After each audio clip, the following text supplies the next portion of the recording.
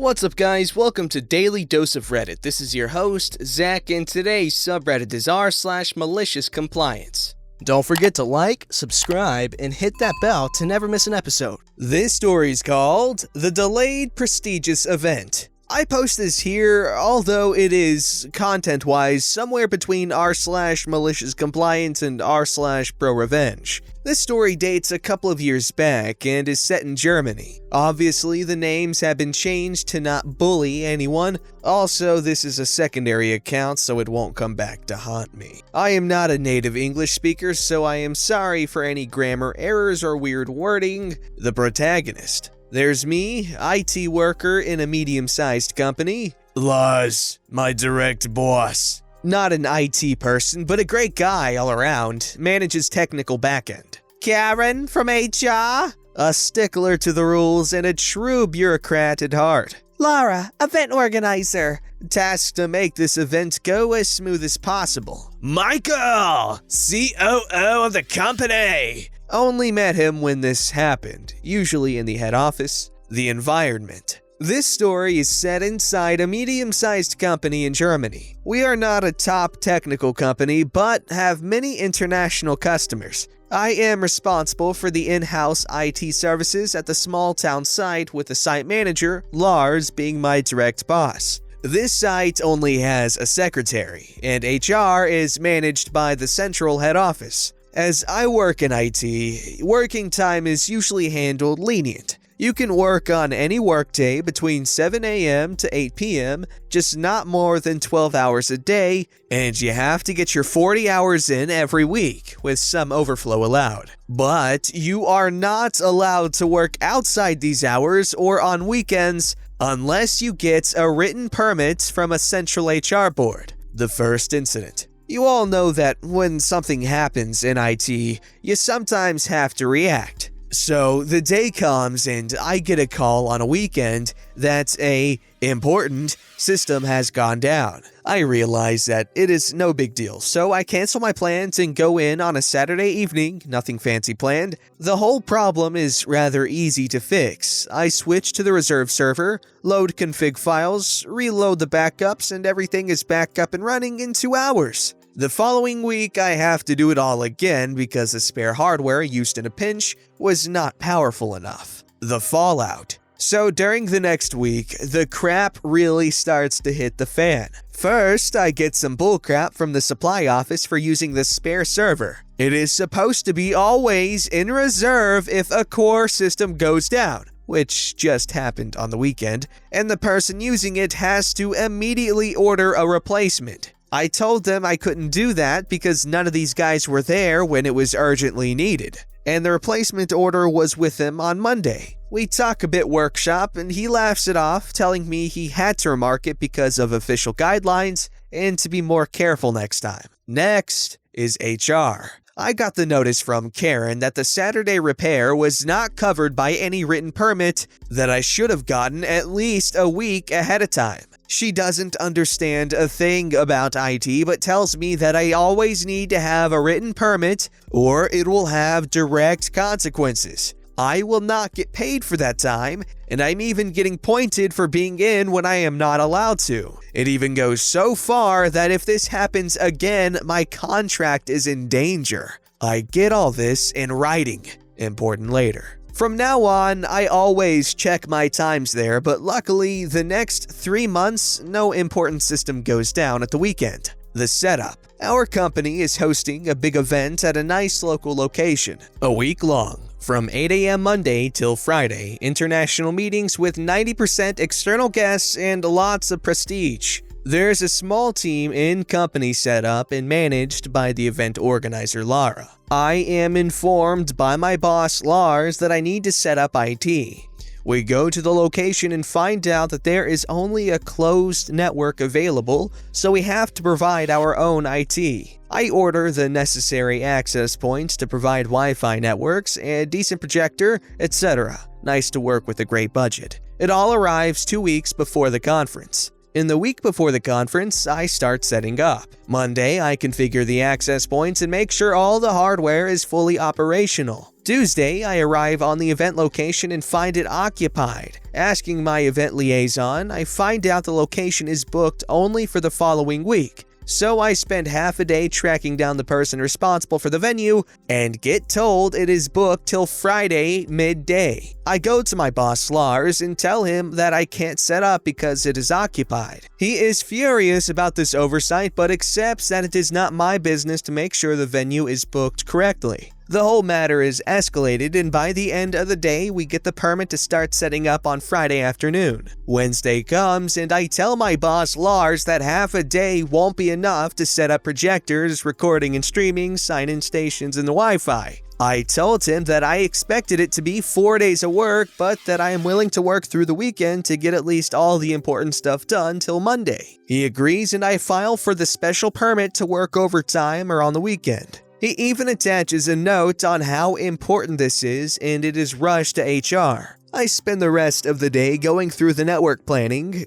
going home a bit early knowing that the next day will be stressful. Thursday, I start to prep as good as I can, configure every firmware, do a dry run of the setup on my desk, make sure all the cables are available and boxed up in a nice set for each task. This at least should be saving a bit of time when setting up. Friday morning, I still haven't received my written permit from HR yet, so I decided to give them a call. After a while, I get a hold of the Karen responsible for my file there, and she informs me that my application for overtime arrived after this week's HR board meeting and thus couldn't be granted. Condescendingly, she informs me that I should have applied at least a week earlier. I go to the event organizer Lara and tell her that I didn't get the permit for overtime and that I will have to leave everything this evening unfinished. I can see the color of her face changing from normal to white to red, and she promises to follow up.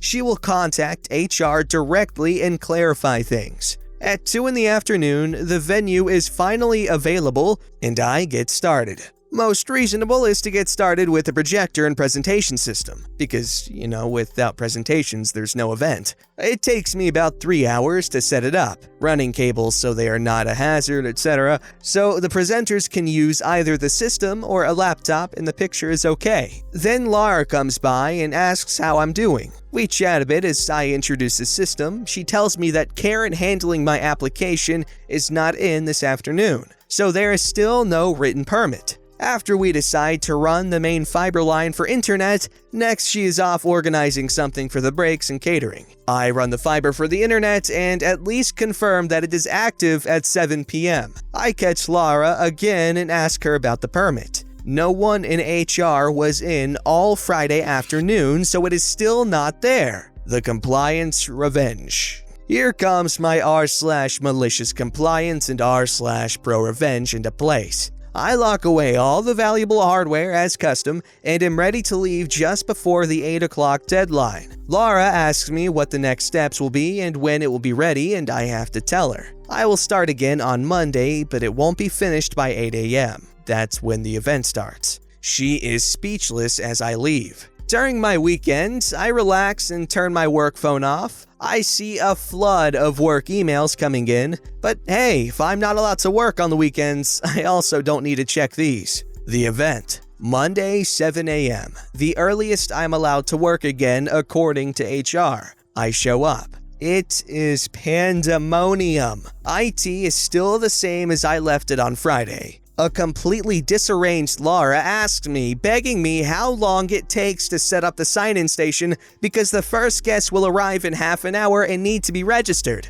I get to work setting it up as fast as I can, but it still takes till nearly 9 a.m. till all the credentials are loaded and the digital sign-in can start. All the while, I hear mumbling that the Wi-Fi isn't working. No surprise, the access points are not installed at all, not even the wires run. Lara clearly organized a second breakfast for the waiting guests and excuses all the time for the technical difficulties. At 9 a.m., the event can finally start. There is still no Wi-Fi, there is no internet for the online presentations, and there is no streaming. I can't continue to set up since this would mean me running around with a ladder during the introductory presentation. So I also grab a second breakfast and wait. Shortly before the delayed 10:30 coffee break, Laura, Lars, and even the COO Michael come up to me and ask me what is the holdup. Michael is enraged that this state is embarrassing the whole company in front of all their international partners.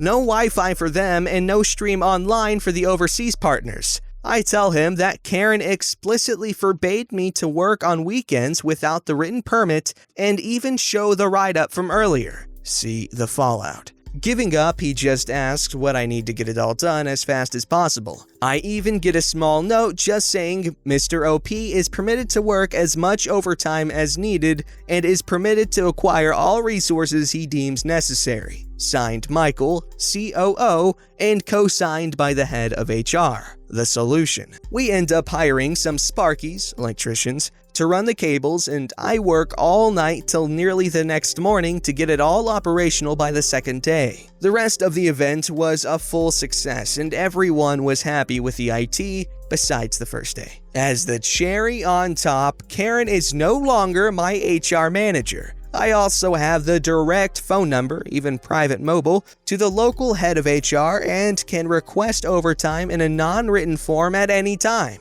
Sometimes it pays to play exactly by the rules, even if they make no sense. Oh my gosh, we can't have Karens in HR. The point of HR is to defy the Karens. HR is supposed to be on your side. I mean, I don't know. I've never really had an HR, really. So is that what they typically are supposed to be? Like, hey man, we're on your side employees, we'll protect you. Or is that a union? They both do that, right? I don't know how work works, man.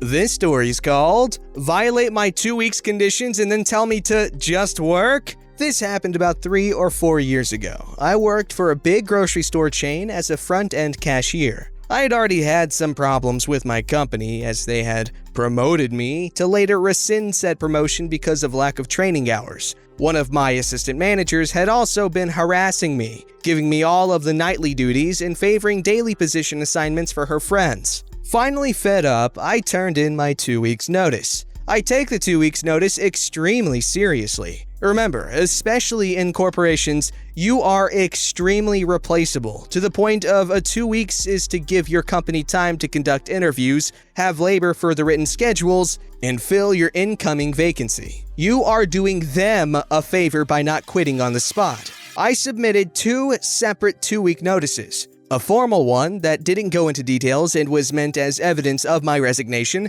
and an informal one for my department manager explaining the poor treatment I experienced that led to my resignation. I specifically told her to not schedule me with the bully assistant manager. The first week goes with little problem. 2 days into the second week, I arrived for my shift to find that the bully assistant manager had been scheduled as my manager on duty. Fan-freaking-tastic. I seek out my department manager and question why she has violated my condition. She explains that she has spoken to my manager on duty in that, everything will be fine because I'm here, so just work, okay? When I return to my department to receive my position, I see that I'm scheduled on the self-checkout station. This is by far the best station because you don't have to scan or bag. You just help older people who struggle with the machines and check IDs for alcohol. Well, the bully assistant manager has commandeered my station because her knee is bothering her. I immediately smell BS, but say nothing as I head to my normal checkout lane.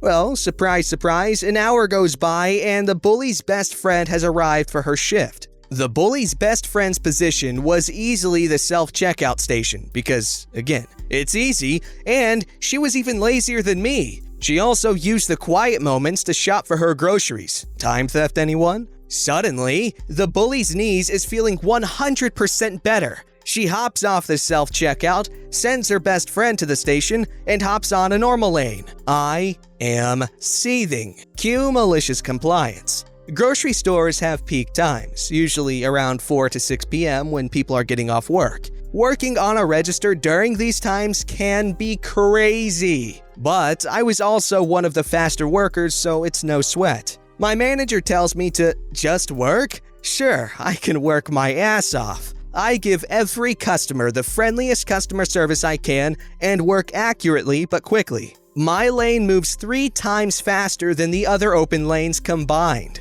And before I know it, the peak has ended. Once sticking around for another 10 minutes or so to confirm the peak has ended, I calmly shut down my register, clock out, and leave. 4 hours before my shift was supposed to end, and I don't come back.